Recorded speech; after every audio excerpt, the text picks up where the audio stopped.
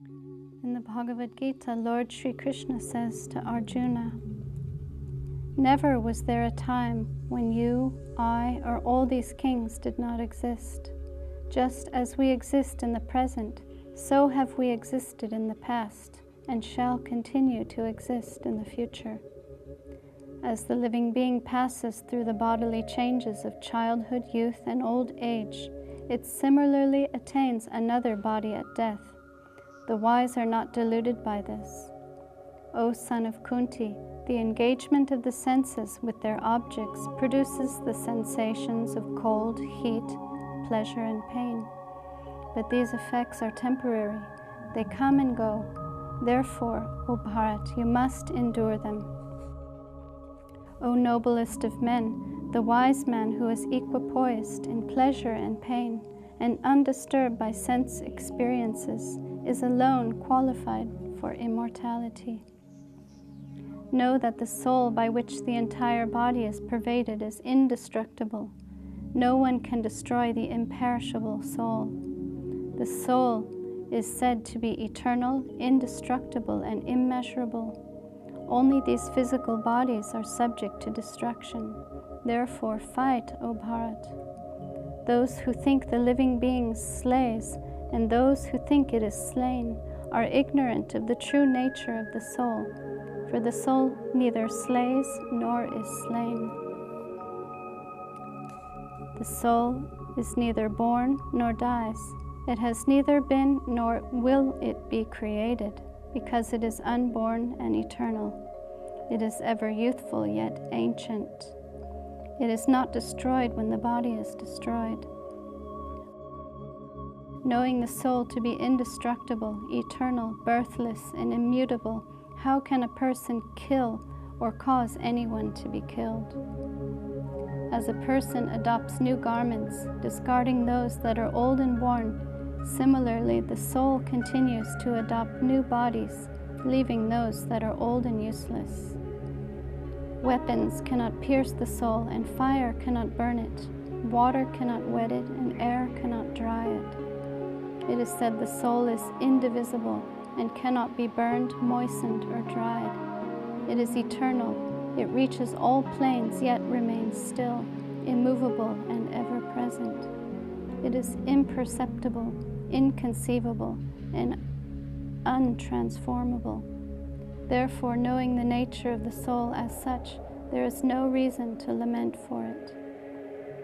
And, O best of warriors, even if you think that the soul is perpetually subject to birth and death, you still have no reason to lament. For one who is born, death is certain, and for one who dies, he must be reborn to undergo the reactions of his past actions. Therefore, you should not lament over the inevitable.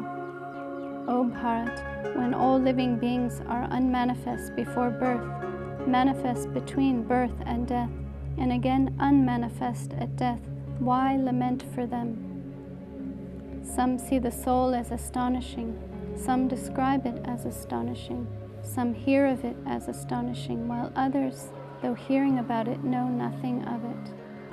O Bharat, the soul dwelling within the bodies of all living beings is eternal and cannot be slain. Therefore, you need lament for no one. I have revealed to you this knowledge of the soul.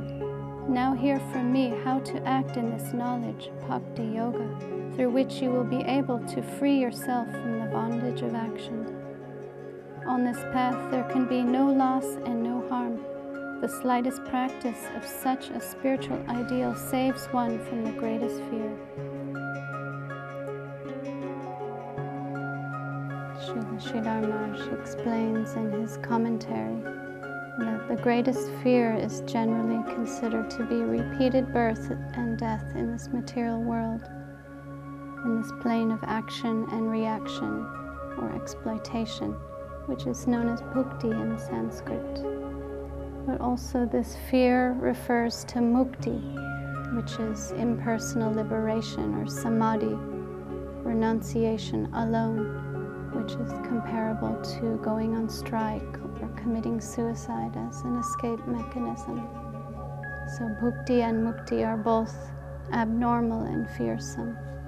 And if you subtract them, only the positive bhakti, devotion, will remain. So without devotion, there is great danger.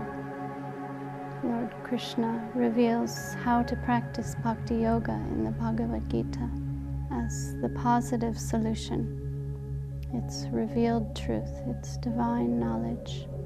It's absolute, scientific, and transcendental to all time and space. So we must awake and search for the center of everything, the organic whole, of which we are all a part of. Our duty is to serve for the good of the whole, and that's the highest position of the soul. So devotion is the plane of fulfillment, harmony, sweetness, where all love exists. This is devotion, the plane of dedication, and it's reality, the beautiful.